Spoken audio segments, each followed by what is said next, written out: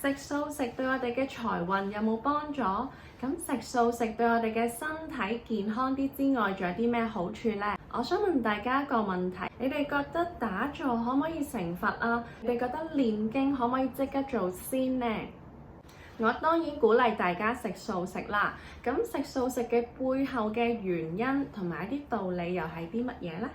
一直以嚟食素食同埋唔食素食都好大爭議性。咁你食啲乜嘢係你嘅選擇，冇一定嘅對或者錯。好多信佛嘅人會將食素食當成一種持戒同埋修行。點解？因為食素食令到我哋有一份唔殺生嘅心，從而生起一份慈悲心。八字裏邊如果有葵光星嘅人係唔適宜食牛肉嘅，因為食牛肉係容易有嗔恨心，亦都會容易發脾氣。發脾氣嘅人呢，佢哋唔係揾唔到錢，不過咧就容易情緒化，亦都容易使錢，咁亦都容易唔聚財嘅。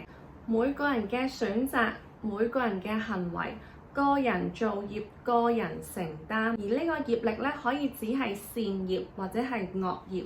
食素嘅人呢，背後一定會有一個感恩嘅心、同理心。與生俱來習氣多，有就貪，冇就親。意思係指天生嘅人呢，本身都係比較自私一啲，同埋自我一啲。亦都有啲人呢，天生落嚟係比較識得為人哋着想，比較有同理心。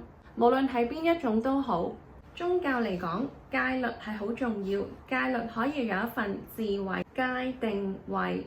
當你有一份自我管理、自我約束，知道乜嘢係可以做，乜嘢係唔可以做，乜嘢做咗之後係會傷害到人嘅時候，你驚個後果，你驚因果，你個心就會定落嚟。大家要知道食素嘅本質，要有一份慈悲心，令到我哋個心更加純正、純粹，更加清淨嘅心。有咗呢份心，你個心就定落嚟。唔好睇小呢個智慧啊！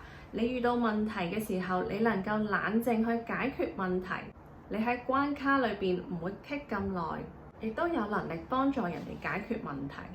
好啦，我哋回歸初衷，就係我哋點解要食素啊？因為令到我哋個心更加透徹，睇問題更加知道個真相。睇到人哋嘅時候，用一份平常心去面對，唔會有分別心。建議大家可以喺初一、15去食素食。